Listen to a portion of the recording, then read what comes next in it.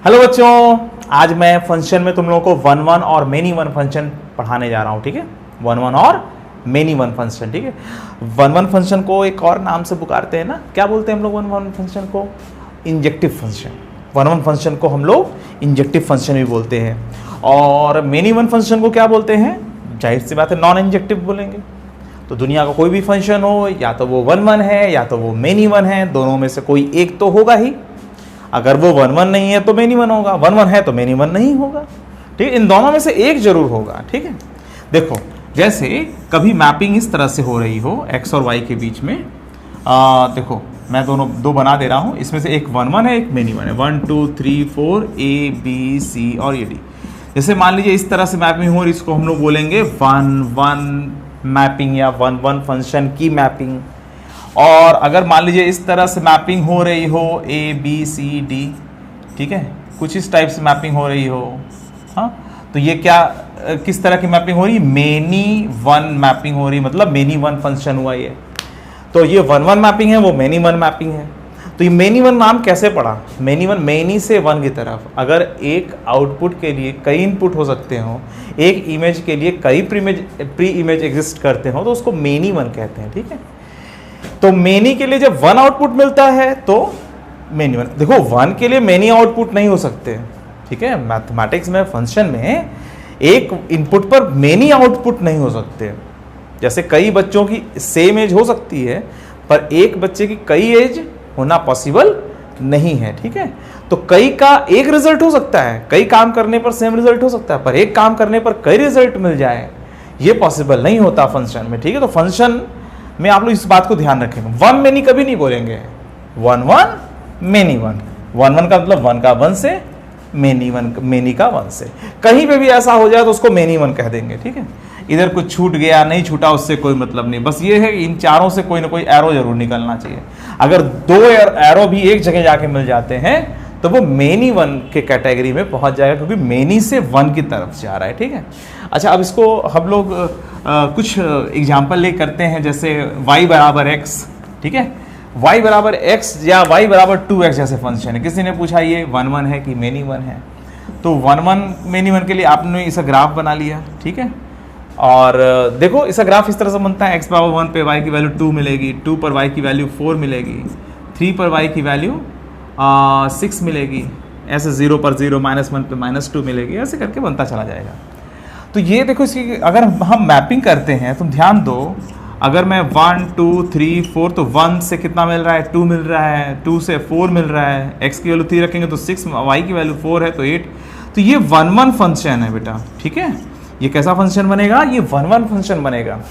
ठीक है, और y बराबर एक्स स्क्वायर जैसे है, तो y बराबर एक्स स्क्वायर का ग्राफ कैसा बनता है? ये इस टाइप से बनेगा ना। ठीक है, अच्छा देखो इसमें -1 पर y की वैल्यू कितनी मिल रही है बच्चों? 1। अच्छा +1 पे भी y की वैल्यू 1। ठीक है, तो -1 +1 दोनों पर y की वैल्यू सेम मिल रही है। अगर इसमें मैपिंग करोगे, तुम ध्यान दो, तो यहाँ पर तुम पाओगे एक बड़ी मज़ेदार बात, -1 +1 के लिए y की वैल्यू 1। ठीक है, ऐसे -2 और +2 के लिए भी y की वैल्यू आप 4 पाओगे। तो मेनी के लिए 1 तो नेचर आ गया ना, इसको क्या नाम देते हैं हम लोग? मेनी x और 1 y, मतलब मेनी वन फंक्शन। ठीक है, जब मेनी से 1 की तरफ जाए, x की कई वैल्यू के लिए y की सेम वैल्यू हो, तो मेनी x के लिए y की सेम वैल्यू, यहाँ पे +1 लिख दे रहा हूँ। जब कई x के लिए y की सेम वैल्यू होती है, कई x के लिए y की सेम वैल्यू होती है, तो हम उसे मेनी वन फंक्शन नाम देते हैं, मेनी x 1 y। और जिसमें x की एक वैल्यू पर y की एक वैल्यू मिल रही है, x की दो वैल्यू पर y की सेम वैल्यू नहीं मिल रही है। हाँ, यहाँ पे देखो x की दो वैल्यू के y की सेम वैल्यू मिल रही है, तो मेनी x के लिए 1 y, पर यहाँ पे मेनी x के लिए 1 y थोड़े ना है, यहाँ पे 1x के लिए 1 y, 1x के लिए 1 y। और मतलब कहने का कि इसमें एक इमेज के लिए दो प्री इमेज नहीं, y की वैल्यू अगर 2 मैंने कह दिया तो x की वैल्यू 100% 1 ही होगी। जब ऐसा सिचुएशन दिखता है तो इसको हम लोग वन वन कहते हैं, वो मेनी वन हुआ और ये वन वन। और एक तरीका और है one one many one check करने का, समझ में आ रहा है ना, कि देखो y की एक वैल्यू मिल रही है, x की अगर दो वैल्यू उसके रिस्पेक्ट में होगी तब वो मेनी वन होगा। y की एक वैल्यू के लिए x की दो वैल्यू एग्जिस्ट कर रही है, y की एक वैल्यू के लिए x की दो वैल्यू एग्जिस्ट कर रही है, तो वो मेनी वन हुआ, मेनी x के लिए 1 y। अच्छा एक चीज में और समझाया गया है कि जिस भी ग्राफ को हॉरिजॉन्टल लाइन एक बार काटे उसे 1 1 कहते हैं। किसी भी ग्राफ को अगर हॉरिजॉन्टल लाइन एक बार काटे, तो कोई भी हॉरिजॉन्टल लाइन अगर एक बार काट रही हो तो वो 1 1 होता है। 1 1 में ग्राफिकल अप्रोच ये है कि जैसे मान लीजिए कोई फंक्शन है, इस तरह जा रहा है, इसको हॉरिजॉन्टल लाइन एक ही बार काट रही है ना। जब हॉरिजॉन्टल लाइन एक ही बार काटे, कोई भी हॉरिजॉन्टल लाइन खींचो, अगर किसी ग्राफ को सिर्फ एक बार काटे तो वो 1 1 फंक्शन होगा, ठीक है। और देखो ये वाला फंक्शन कैसा है, ये वाला फंक्शन अभी मैंने आपको थोड़ी देर पहले बताया, मेनी वन था ना, ठीक है। तो मेनी वन हॉरिजॉन्टल लाइन इस खींचेंगे तो 2 बार काट गई ना, तो ये मेनी वन हुआ। जब मेनी बार काटे तो मेनी वन, ऐसे भी याद कर सकते हो, मेनी वन।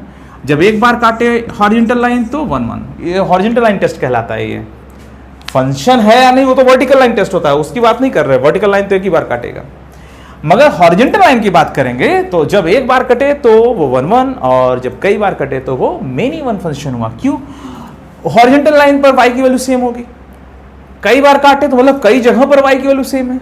अरे भाई हॉरिजॉन्टल लाइन ने 2 बार काटा तो मतलब 2 जगह पर y की वैल्यू सेम है। तो 2 जगह पर y की वैल्यू सेम है तो मेनी वन, x की 2 वैल्यू, y की 1 वैल्यू।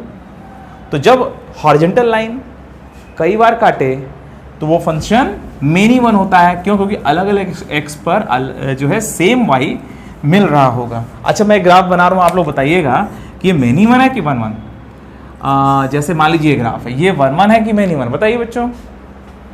तो यहाँ पर तो हॉरिजॉन्टल लाइन एक ही बार काटेगी, यहाँ पे भी एक बार काटेगी, यहाँ पे भी हॉरिजॉन्टल लाइन एक बार काटेगी, पर यहाँ पर एक से अधिक बार कट गया।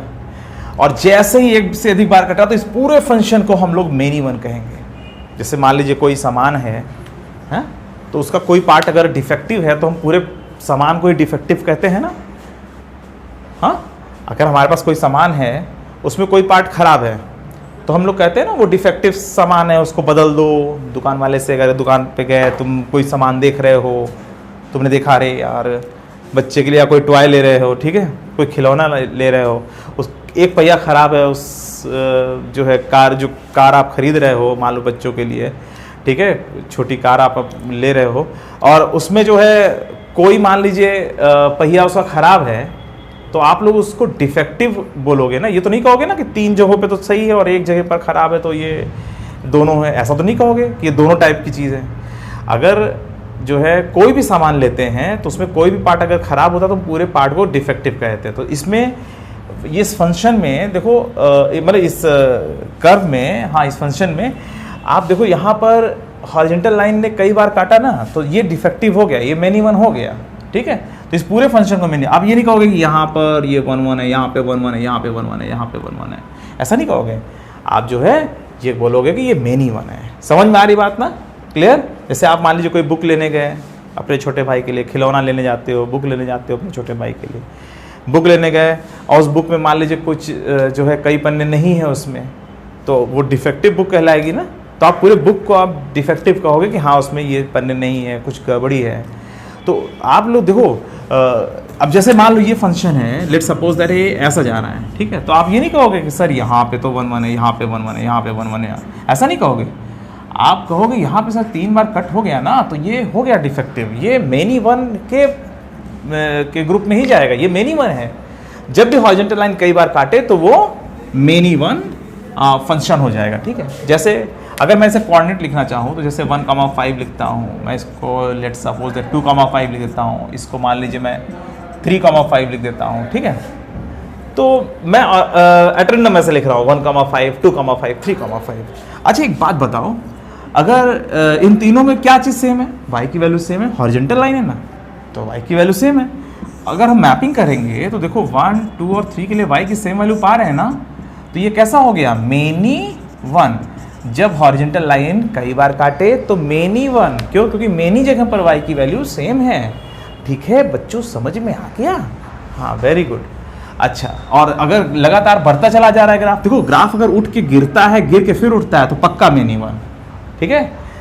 कॉन्टिन्यूस ग्राफ है, उठ के गिर रहा है, फिर गिर के उठ रहा है, तो पक्का हॉरिजॉन्टल लाइन कई बार काट देगी, तो वो मेनी वन हो जाएगा।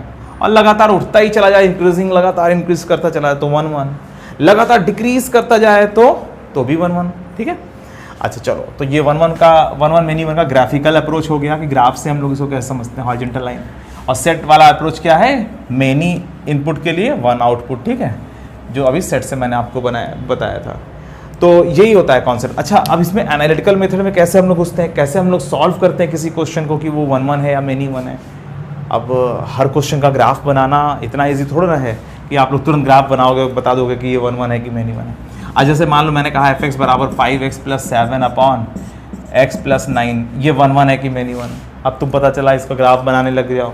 ऐसा नहीं, आप लोगों को कोई ऐसा एनालिटिकल तरीका पता होना चाहिए जिससे आप ये तुरंत पता लगा लो कि जो है ये 1 1 है या मेनी 1 है। ठीक है, तो चलो एनालिटिकल मेथड देखते हैं कौन सा है, कैसे इसको करते हैं।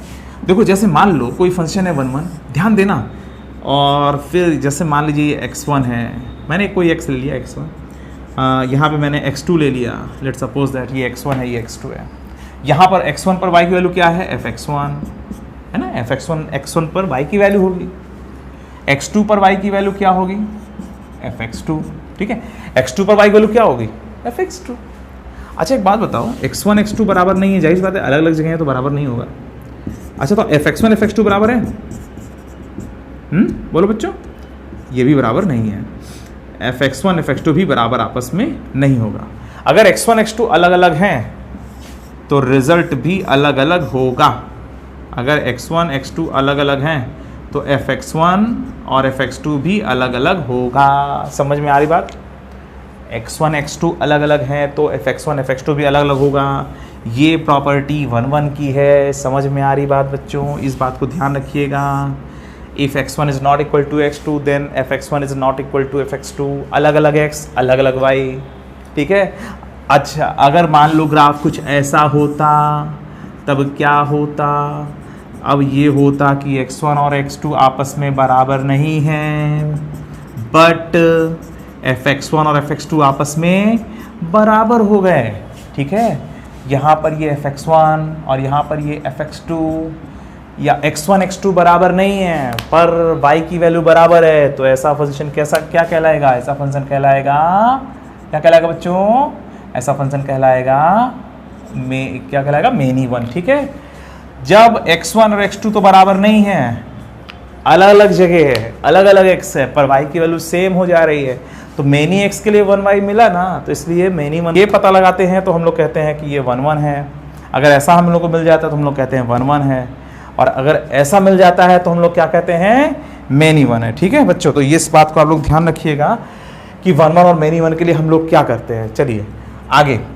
अच्छा देखो एक बात और तुम लोग बताऊं, अगर मान लीजिए हम ये कहते हैं, let suppose that fx1 is equal to fx2 और x1 is not equal to x2, तो क्या इसका मतलब भी मेनी 1 निकलता है। जब देखो ध्यान से, इसका मतलब y तो सेम है पर x सेम नहीं है, तो इसका मतलब अलग अलग x पर y सेम है।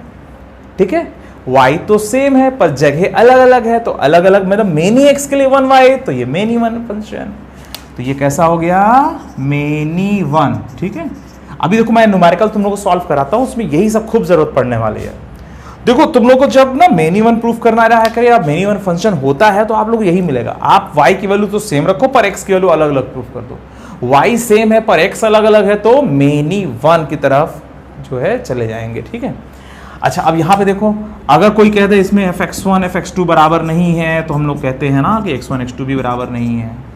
भाई y की x अलग अलग है तो y अलग अलग होंगे, भाई 1 1 में तो अलग चल रहे हैं। पर कोई कह दे नहीं यार fx1 fx2 बराबर हैं, तो क्या ये ऐसा प्रूफ हो सकता है, ये नहीं, ऐसा नहीं हो सकता। क्यों, अगर fx1 fx2 बराबर हैं तो x1 x2, ये देखो अगर x1 x2 बराबर नहीं है तो fx की वैल्यू भी बराबर नहीं होगी। और अगर कोई कहते हैं fx1 fx2 बराबर हैं, क्या ये दोनों हाइट बराबर लग रही है, ये दोनों y की वैल्यू बराबर लग रही है, नहीं लग रही है ना। तो अगर fx1 fx2 बराबर हैं, ऐसा कहा जा रहा, तो हम लोग ये भी कहेंगे कि x1 x2 को भी बराबर करना पड़ेगा। मतलब कि अगर y सेम होगा तो x को सेम होना पड़ेगा। देखो तुम लोग को मैं इसको साइकोलॉजिकली बताता हूं किस तरह से तुम लोग इसको समझ सकते हो। देखो जब तुम्हारे सामने क्वेश्चन आया करें, तुम लोग सोचा करो कि तुम्हें मेनी 1 प्रूफ करना है। ठीक है, तुम क्या करोगे, y की वैल्यू सेम लेके चलोगे और x अलग अलग दिखा दोगे। जब x अलग अलग दिखा दोगे पक्का जो है मेनी 1। ठीक है, और यही नहीं दिखा पाओगे तो मेनी 1 नहीं होगा। भाई y की वैल्यू सेम है और x अलग अलग है तो मेनी 1 हो गया। और ऐसा ही ना प्रूफ कर पाओ और ये आ जाए अचानक से, तुम नॉट इक्वल टू नहीं कर पा रहे हो, तुम अलग अलग नहीं दिखा पा रहे हो, तो मेनी वन तो कम से कम नहीं है ना, वो अगर मेनी वन है तो ये मेनी वन तो नहीं है ना, तो क्या होगा, ये 1 1 होगा, सीधा सीधा समझ लो। समझ में आ रही बात? देखो y सेम है, दोनों में y सेम से चलते हैं। अगर x अलग अलग प्रूफ कर पाओगे तो मेनी वन, और x अलग अलग नहीं प्रूफ कर पाओगे तो गड़बड़ है। 1 1 में भैया हम दोनों को अलग बराबर नहीं कर सकते, अगर बराबर कहेंगे तो इन दोनों को एक मानना पड़ेगा, दोनों लाइनों को ओवरलैप करना पड़ेगा। ये जो अलग दिख रहा है ना, इसको यहीं आना पड़ेगा ऐसे। मतलब ये सिचुएशन जानते हो कौन सी है? मतलब y का सेम हो जाना सिर्फ एक ही स्थिति में पॉसिबल है कि जब x दोनों x1 x2 एक हो जाए। अलग अलग x के लिए y सेम नहीं हो रहा है, अलग अलग x के लिए y सेम हो जाता है तो मेनी वन हो जाता था, पर इसमें अलग अलग x नहीं प्रूफ कर पा रहे हैं। अलग अलग x के लिए y हम सेम करना सोच रहे हैं, मगर नॉट इक्वल टू नहीं आ रहा है ना, इक्वल टू आ रहा है। मतलब ये कहा जा रहा है कि आप अगर y सेम करोगे तो x को सेम करना पड़ेगा। अगर दो जगह से y सेम आ रहा है तो मतलब, और वो मगर ये कहा जा रहा है कि x को सेम होना पड़ेगा, मतलब दो अलग अलग जगह के लिए नहीं प्रूफ कर पा रहे हो ना। जब दो अलग अलग जगह के लिए नहीं प्रूफ कर पा रहे हो, ये दोनों जगह भी एक हो जा रही, मतलब आप मेनी वन नहीं प्रूफ कर पा रहे हो, तो ये 1 1 होगा। ठीक है, जब आप y सेम लेके चलोगे, x अलग अलग मिल जाएगा तो वो मेनी वन, और यही नहीं हो पाएगा, मजबूरी फंस जाए कि y अगर सेम हो। 1 1 फंक्शन में क्या होगा, 1 1 फंक्शन में अगर y सेम है दो अलग अलग जगहों पर तो ये पॉसिबल ही नहीं है। अगर कोई कहेगा नहीं भैया दो जगह हमने लिया और y सेम है, तो मतलब आपने जगह एक ही लिया है, एक ही जगह पर y सेम हो सकता है, वो 1 1 होता है। 1 1 में यही होता है। ठीक है, चलो न्यूमेरिकल में देखते हैं कैसे करते हैं। ठीक है, देखो ये तो हो गया हमारा कॉन्सेप्चुअल पार्ट। ठीक है, अब कुछ न्यूमेरिकल में देखते हैं आखिर इसको प्रूफ कैसे करते हैं ना। देखो जैसे मान लो कि क्वेश्चन तुम्हारे सामने आ जाए कि f(x) बराबर, अभी जो दो क्वेश्चन ले रहा हूँ बहुत सिंपल सा ले रहा हूँ, उसके बाद अच्छे एग्जाम्पल्स लूँगा। देखो जैसे मान लीजिए किसी ने कहा f(x) और 5x + 3 ये 1 1 है या मेनी वन, और कोई ग्राफ नहीं बनाएंगे, बिना ग्राफ के आपको बताना है कि ये 1 1 है कि मेनी वन। वैसे है स्ट्रेट लाइन, ये 1 1 ही है।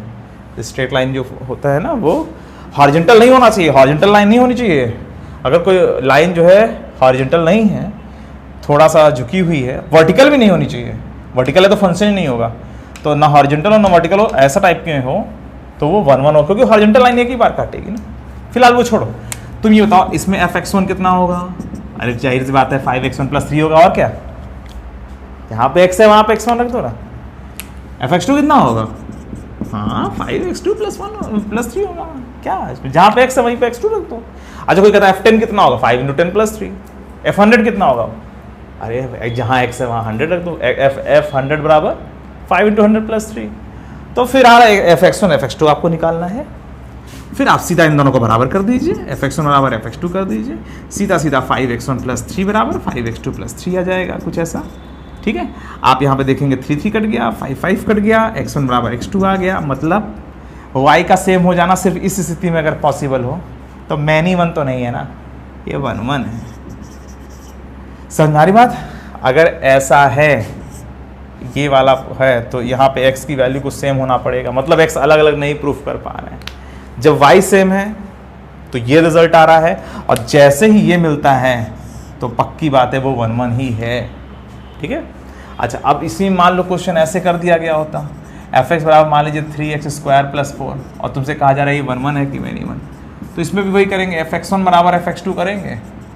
अरे ये आएगा 3x1² + 4, अरे f(x1) बराबर क्या होगा? 3x1² + 4, और f(x2) कितना होगा बेटा? 3x2² + 4 होगा। अरे जहाँ जहाँ x2 है, x है वहाँ x2 रख दो, f(x2) है। यहाँ देखो 4 4 कट जाएगा, 3 3 कट जाएगा, क्या आएगा? x1² बराबर x2² आएगा। यहाँ से देखो x1 + -x2 आ रहा है, ये आ रहा है, ये नहीं आ रहा है, इसके अलावा कुछ और आ रहा है। इसका मतलब ये कैसा हुआ? ये मेनी वन हुआ। यहाँ पे x का अलग अलग हो जाना पॉसिबल है। x1 की वैल्यू तुम 5 ले लो, x2 की वैल्यू -5 ले लो, सही है। अगर एक पॉजिटिव एक नेगेटिव तो सही है। तुम यहाँ पे ये भी कह सकते हो यार, तुम यहाँ पे ये भी कह सकते हो कि भैया हम इसको ऐसे करेंगे, x1² - x2² बराबर 0, x1 - x2 और x1 + x2 बराबर 0। तुम इसको ऐसे भी कर सकते हो। तो देखो यहाँ पर x1 बराबर x2 भी हो सकता है, साथ साथ x1 + x2 बराबर 0 भी हो सकता है। ध्यान दो, दो रिजल्ट मिल रहे हैं। x के वैल्यू बराबर है तो ठीक है, अरे x की वैल्यू बराबर ही होगी तो y तो सेम होगा, मगर यहाँ पे एक और पॉसिबिलिटी निकल रही कि x अलग अलग हो सकता है, x1 x2। वैसे भी एग्जांपल ले लो, x1 की वैल्यू तुम 5 और x2 की वैल्यू -5 लेके देखो, x1 की वैल्यू 5 और x2 की वैल्यू -5 लेके देखो, देखो तुम देखो ये दोनों बराबर है, अरे मतलब ये दोनों का सम 0 आ जाएगा। अरे तुम इसमें x1 के लिए 5 और x2 के लिए -5 रख के देख लो, सही है, मतलब x1 x2 का अलग अलग हो जाना पॉसिबल है। जब देखो अंतिम में ये मिल जाए तो 1 1 इसके अलावा कुछ भी मिलता है तो वहां पे x और x के अलग अलग हो जाने की पॉसिबिलिटीज हो जा रही हैं, तो मतलब x के अलग अलग हो जाने की पॉसिबिलिटी हो जा रही है, तो मतलब वो मेनी वन हो गया ना। हम y तो सेम लेके चल ही रहे थे, y सेम होने पर x में क्या क्या रिलेशन हो सकता है, x अलग अलग पॉसिबिलिटी बन रही है, कैसे भी हो रही है, तो आप बता दोगे सीधा सीधा मेनी वन है, ठीक है। अच्छा मान लो अंत में ये मिल जाए x1 बराबर x2 + 5, मान लो ऐसा मिल जाए, तो इसका मतलब ये नहीं निकलता x1 not equal to x2। अगर मान लो सॉल्व करते हुए अंत में ऐसा मिल जाए तो इसका मतलब वो x1 x2 बराबर नहीं है, सीधी सीधी बात है, x1 और x2 बराबर नहीं है, समझ में आ रहा है, ठीक है। देखो इक्वल लेके चल रहे हैं हम लोग, इक्वल लेके चल रहे हैं, तो ये नॉट इक्वल नहीं मिलने वाला है, पर नॉट इक्वल x1 x2 अलग अलग हो सकते हैं, ये पॉसिबिलिटीज हम पता लगा रहे हैं, ठीक है। अंत में अगर ये मिल रहा है x1 बराबर x2 + 7 मिलेगा ये, पर आपको मतलब निकालना पड़ेगा कि x1 और x2 बराबर नहीं है, समझ में आ रही बात, ये इसके बाद इसका मतलब निकालना पड़ेगा, क्या x अलग अलग हो जाना पॉसिबल है, हाँ है, ठीक है। तो इस तरीके से हम लोग समझते हैं, करते हैं, ठीक है। तो चलिए अब मैं कुछ क्वेश्चन और लेता हूँ। अच्छा जैसे मान लीजिए आपके सामने ये क्वेश्चन हो जाए कि fx बराबर मान लीजिए x + 5/x + 1, आपसे कहा जा रहा है ये 1 1 है या मेनी वन है, ठीक है। तो इसमें क्या करेंगे आप लोग बताइए, तो इसमें हम लोग यही करेंगे fx1 बराबर fx2 से चलेंगे, fx1 बराबर fx2 से चलेंगे और अंत में देखेंगे क्या मिल रहा है, क्या x के अलग अलग हो जाने के चांसेस हैं, उसी चांस पर ही हम लोग बताएंगे कि ये 1 1 है या मेनी वन है, ठीक है। तो चलो बच्चों इसमें हम लोग ये करेंगे ना, fx1 बराबर fx2, वही सेम फंडा, fx1 बराबर fx2 करेंगे, जहाँ जहाँ x लिखा है वहाँ x1 लिख दो, fx1 बराबर क्या होगा, यही तो होगा ना, ये fx1 है, जहाँ जहाँ x था वहाँ x1 लिख दो, ठीक है। fx2 कितना होगा, x2 + 5/x2 + 1 हो जाएगा, ठीक है। अब इसमें कुछ कट रहा है, कुछ बच्चे बहुत चालू हैं, 1 1 काट देंगे, 5 5 काट देंगे, पता नहीं क्या काट देंगे, ऐसे थोड़ी होगा, क्रॉस मल्टीप्लाई करना पड़ेगा, x1 + 5 into x2 + 1 is equal to x1 + 1 into x2 + 5। चलो मल्टीप्लाई करते हैं, x1 x2 + 5 + 5x2 + x1 बराबर x1 x2, इस तरह से आप लोग कर लीजिएगा एग्जाम में, ठीक है। x2 + 5x1, कुछ कट रहा है, हाँ ये दोनों कट रहा है, अरे वाह क्या बात है, मज़ा आ गया यार, इतना बड़ा टर्म कट गया यार, मज़ा आ गया, 5 5 भी कट गया, अरे वाह क्या बात है। अभी देखो 5x2 और ये x1 - 5x1 कितना होगा, 4x1 - 4x1 और x2 - 5x2 - 4x2। मुझे x1 इधर अच्छा लग रहा है, x2 उधर अच्छा लग रहा है ना, तो वैसे भी कर सकते हो, 4x2 बराबर 4x1 लिख सकते हो। हाँ यहाँ -4 कट गया, कितना है, x1 बराबर x2 आया ना। आप ध्यान से देखो, जैसे ही आपको x1 बराबर x2 मिला, इसके बाद क्या मिला हम लोगों को, इसके बाद मिला x1 बराबर x2, इसका मतलब ये हुआ कि ये फंक्शन जो है वो 1 1 फंक्शन है ही है। इस तरह से क्वेश्चन को सॉल्व करना बहुत आसान होता है, इस तरीके से आप लोग बहुत आसानी से जो है पा जाते हो कि ये 1 1 है या मेनी वन है, ठीक है। चलिए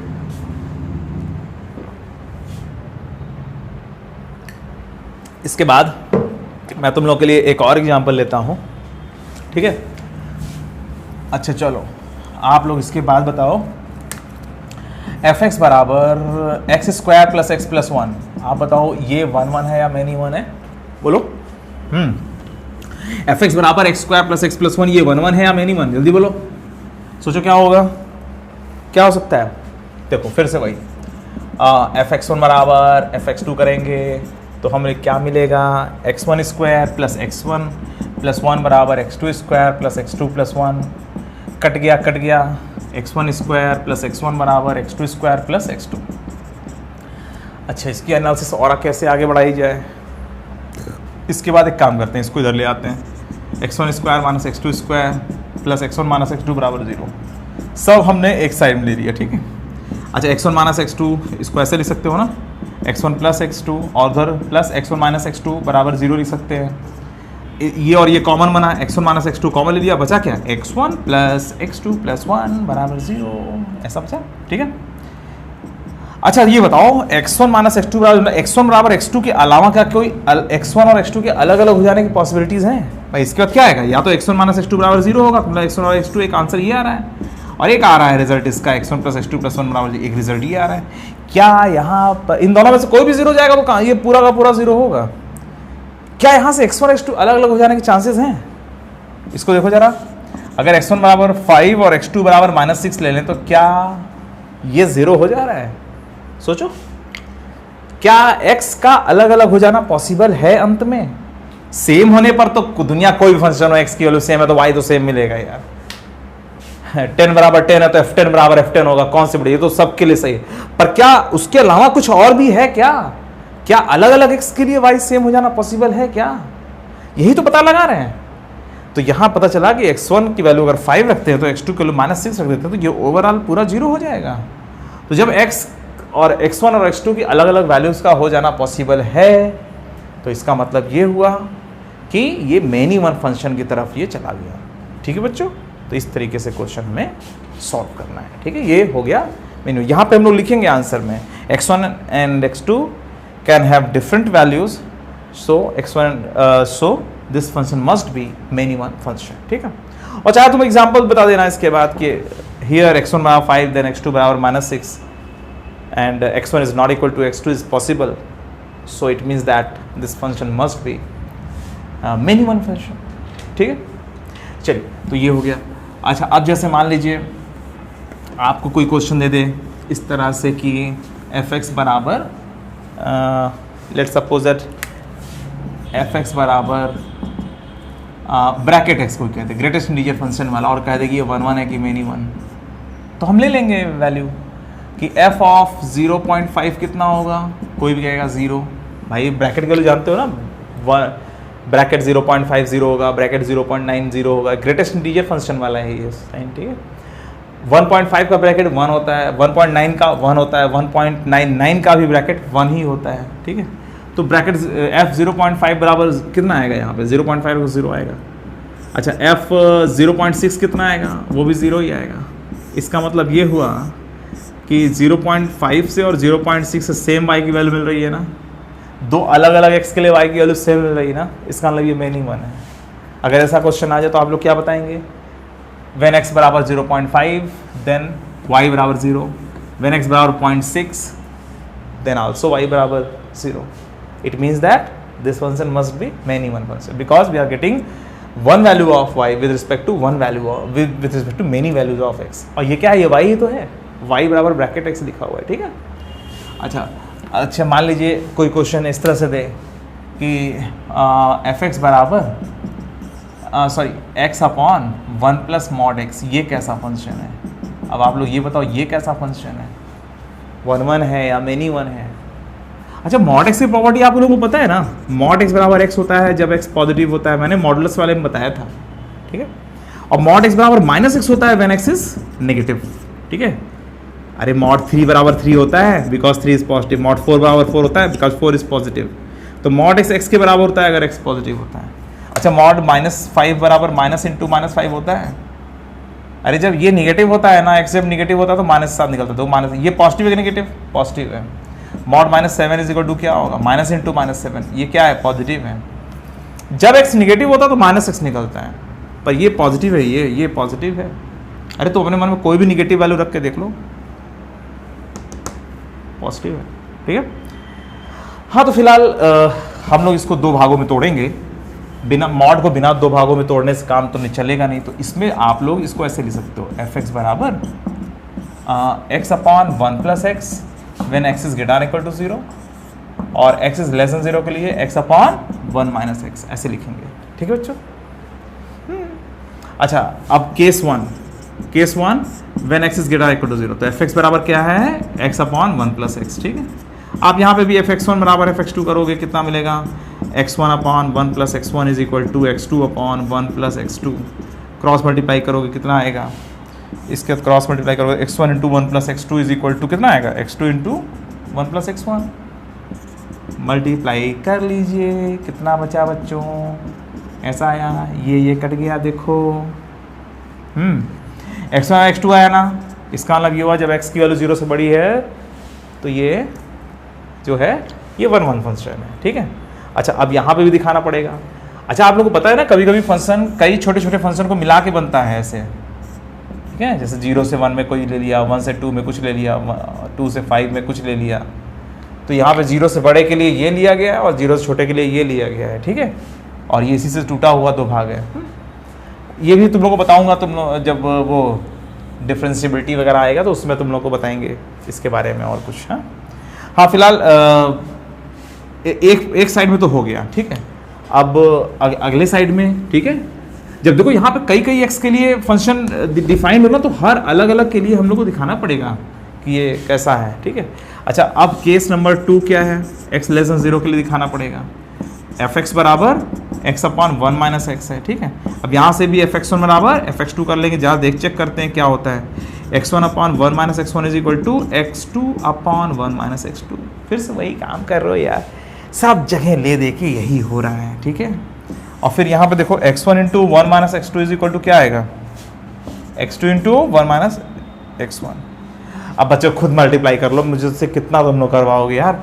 x1 minus x one x two is equal to x two minus x two x one. बच्चों देखो कितना मैं काम कर रहा हूँ यहाँ, ये देखो कट गया x1 बराबर x2। अरे वाह, ये तो उस साइड 0 से ज़्यादा x होने पर भी 1 1 है, 0 से पहले भी 1 1 है, ठीक है। कॉन्टिन्यूस ग्राफ है ही है ये फंक्शन पूरा ओवरऑल हम डिक्लेयर कर देंगे कि ये 1 1 फंक्शन है, ठीक है। x 0 से बड़ा है तो भी वही हो रहा है, 0 से छोटा है तो भी वही हो रहा है। अभी मैं आपसे बता रहा था जो, जैसे मान लीजिए कोई फंक्शन है, वो कुछ ऐसा लिखा हुआ है, मान लीजिए 2x प्लस 5, x की वैल्यू 0 से 1, ठीक है। वो तो समझ में आ गया ना, उसको छोड़ो। और मान लीजिए एक्स स्क्वायर प्लस 6 फॉर 1 से मान लीजिए 1 से 3, ठीक है। ऐसा ही मान लीजिए दिया हुआ, तो ऐसे मान लीजिए एक और पार्ट दिया हुआ है 3 से लेकर के 5 के लिए मान लीजिए एक्स क्यूब या 7x प्लस 4 जो भी है, ठीक है। तो देखो ये फंक्शन 3 छोटे छोटे फंक्शनों को मिला के बनाया गया है। पहले वाला ये है, दूसरा वाला ये है, तीसरा वाला कितना होगा, ऐसे ही कुछ होगा, ठीक है। कितना 3 और यहाँ पे कुछ होगा, तो ये कुछ ऐसा जा रहा है। तो ये कई फंक्शनों को मिला करके बना हुआ है। 0 से 1 में 2x प्लस 5 का रूल चल रहा है, ठीक है। और 1 से 3 में कौन सा रूल चल रहा है, एक्स स्क्वायर प्लस 6 का चल रहा है। उसके जैसे देखो कोई बड़ा सामान बनाते हैं तो कई छोटे छोटे सामानों को मिला के बनाते हैं, उसी तरीके से जब कभी कोई बड़ा फंक्शन बनता है तो कई छोटे छोटे फंक्शनों को मिला के बनाते हैं। तो जिस जगह पर आप जो फंक्शन ले रहे हो उस जगह को लिख करके आप जो फंक्शन ले रहे हो उसको लिख देते हैं 3 से 5 में जो भी ले रहे हैं, ठीक है। तो इस तरीके से एक बड़ा फंक्शन बनता है। तो जैसे ये फंक्शन बन रहा है ना, तो ये बड़ा फंक्शन 3 छोटे छोटे फंक्शनों को मिला के बना था। उसी तरीके से यहाँ पर इसके पहले वाला जो क्वेश्चन था ये भी जो बना था, ये देखा जाए जब दो भागों में तोड़ दिया था तो ये ऐसे ही था ना, 0 से ज़्यादा के लिए ये है और 0 से कम के लिए ये है। और ये प्लस एक्स माइनस एक्स कैसे हो गया था, ये मॉड एक्स की प्रॉपर्टी से हुआ था, क्योंकि जब तक मॉड एक्स को आप तोड़ोगे नहीं तब तक आप सॉल्व कैसे करोगे। जब मॉड एक्स ब्रेक होगा तभी तो आप सॉल्व कर पाओगे बच्चों, ठीक है। अच्छा देखो एक क्वेश्चन और लेते हैं हम लोग। जैसे मान लो कोई क्वेश्चन है एफ एक्स बराबर मान लीजिए 5x square plus 1 upon x square plus 3। तुमसे कहा किसी ने ये 1 1 है कि मेनी 1 है पता लगाओ, तो आपने फिर से वही किया एफ एक्स वन बराबर एफ एक्स टू, ठीक है। और वही सेम चीज़, सेम प्रोसेस, कहीं कोई अंतर नहीं है जैसे इसके पहले चल रहा था, ठीक है। एकदम उसी तरीके से चलो बच्चों। X two square plus 3 cross multiply करो, कितना आएगा 5x1 स्क्वायर प्लस 1 और x2 स्क्वायर प्लस 3। हमें बस अंत में यही देखना है क्या x का अलग अलग हो जाना पॉसिबल हो रहा है कि नहीं हो रहा है। आपने क्रॉस मल्टीप्लाई किया, कितना आएगा 5x1 square x2 square plus 3 plus x2 square plus 15x1 square बराबर 5x1 square x2 square plus 3 plus x1 square plus 15x2 का होल स्क्वायर। जैसे आपके सामने मान लीजिए क्वेश्चन आ गया, ठीक है। हाँ, अरे मतलब आपने यहाँ तक आप पहुँच गए, आपके सामने ये क्वेश्चन था, ये क्वेश्चन आ गया है, आपने f x one f x two किया, दोनों की अलग अलग वैल्यू बराबर की, क्रॉस मल्टीप्लाई किया, यहाँ तक पहुँचे। कुछ कट रहा है, हाँ ये दोनों कट गया, 3 3 कट गया, ठीक है। अच्छा यहाँ 14x1 square is equal to 15x, ये 14x2 स्क्वायर, ठीक है। 14 भी कट गया, x1 स्क्वायर इक्वल टू यार x2 स्क्वायर आ गया। देख लो यार फिर से वही सेम चीज़ क्या हो रहा है इसके आगे हो रहा है x1 is equal two plus minus x2, ठीक है। x2 और x1 का आपस में साइन को पलट लेना पॉसिबल है, x1 की वैल्यू 5 और x2 की वैल्यू -5 लेना पॉसिबल है, मतलब x का अलग अलग हो जाना पॉसिबल है। तो ये कैसा फंक्शन होगा, मेनी वन फंक्शन होगा, सही है। जब x का अलग अलग हो जाना पॉसिबल हो तो वो मेनी वन होगा, और जब x का सेम होना ही मजबूरी हो जाए तो वो जो है वन वन फंक्शन रहता है, ठीक है। तो बच्चों ये चीज़ आप लोग ध्यान रखिएगा, fx1 और fx2, x1 बराबर x2 आ जाए तो वो 1 1, और अंत में x1 not equal to x2 के चांसेस आ जा रहे हैं तो वो मेनी वन होगा, ठीक है। चलो बच्चों, मेनी वन 1 1 में मैंने अभी आप लोगों को जो बताया, इसके आगे भी कुछ क्वेश्चन हैं उसको भी मैं कराऊंगा, ठीक है। चलो आज के लिए बस इतना ही, ठीक है।